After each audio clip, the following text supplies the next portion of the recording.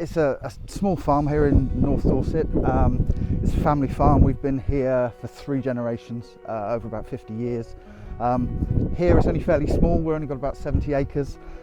We deal with feed crops, so hay, silage, haylage, and a little straw work as well. It's mostly, as you'll see as you walk around, there's a lot of sort of chalk landscape, fairly typical chalk landscape.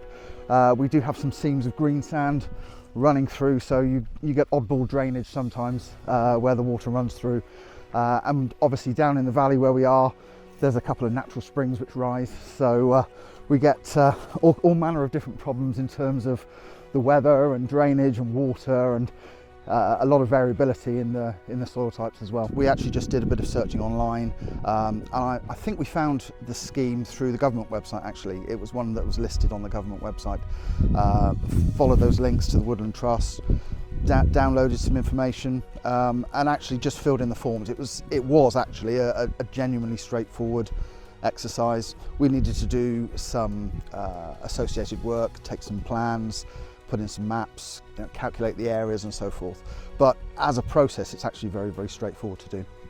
Really, it was all about just making sure the land was maintained for the future. It's very much about legacy. It's about establishing a bit more diversity and a bit more biodiversity in this part of the farm.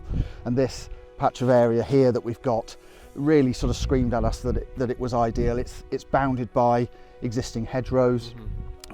It's a little bit out of the way of the main grass producing fields, so we knew that it would kind of join up the rest of the farm, and it sat in the landscape really nicely. So the motivation for us, is that in 20, 50, 100 years time, there's a really healthy, active woodland here that's going to be around for a very long time. We've still got the commercial pressures of the farm needing to be able to produce, so we couldn't just plonk a load of woodland in the middle of a high quality field. This corner of the field, as I say, when we looked around, it was underutilised. It wasn't productive as a piece of farmland. So we had a few choices. We could go to town on it, we could work it, we could break it all up and reseed it, but that sort of felt counterintuitive to the long-term aims of actually improving the biodiversity here. So it was a relatively easy choice. And if you look at it from a map, if you look from above, as I say, it belongs here. It sits in the landscape really nicely. We were well informed right from the start. The guy actually only lives about 10 miles from here, so he's familiar with the region. He's a local tree specialist, and that's who the trust uses. They'll always try and find someone who's in the area who actually understands the landscape that they're looking at. So he was really helpful. He came along, looked at the ground. We had a conversation. He was open to our ideas. He wanted to know what we wanted to achieve, and he came back with a species plan, and gave us some hints and tips on how to plant to make it look natural, and how to get the best out of the plants and out of the trees once they got established. We started off looking at what was likely to grow here already. So funnily enough, in this field there are naturally small oak saplings that pop up every now and again. So simple oak was a natural choice. Then we looked at some complementary trees. So we've got things like silver birch, which look fantastic when they're grown. We've got hornbeam here. We've got some field maple. There's a couple of other species as well. What we wanted was a long-established woodland, and that's reflected very much in the tree species that we've picked. We also want something that's going to attract wildlife, indirectly and directly. So some of these trees that we've got here are particularly they're interested for insects and things like that, which then naturally brings bird life, and that just gives us a long-term benefit for the whole place.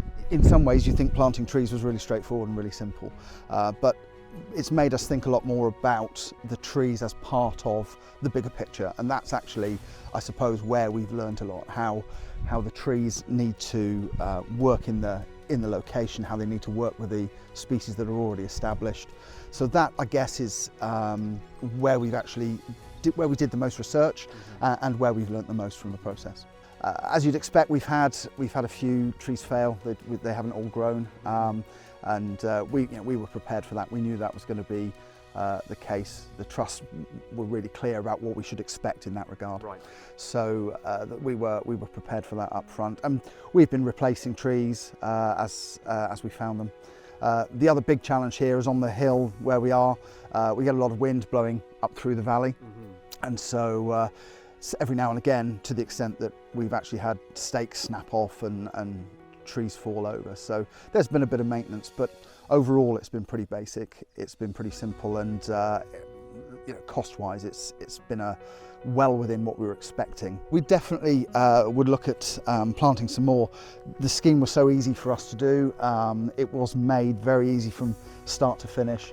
The saplings we got were really high quality, so we definitely use the scheme again, and we're already looking at a couple of areas on the farm that we might move into woodland just to bolster what we've done already. And obviously there's a minimum planting area that you need to achieve to qualify for the scheme, but what they allow you to do is actually take separate bits and join them together for the totality of the area, which means that we can look at little patches of the farm where we'd like to just establish really small areas, little coppices of wood, and doing that through the scheme just makes it all so much easier. The value for money that you get from it is really good. The scheme pays for so much of what you need, and when it all arrives, it's all there. You haven't got to think about it. You can just get the trees in the ground.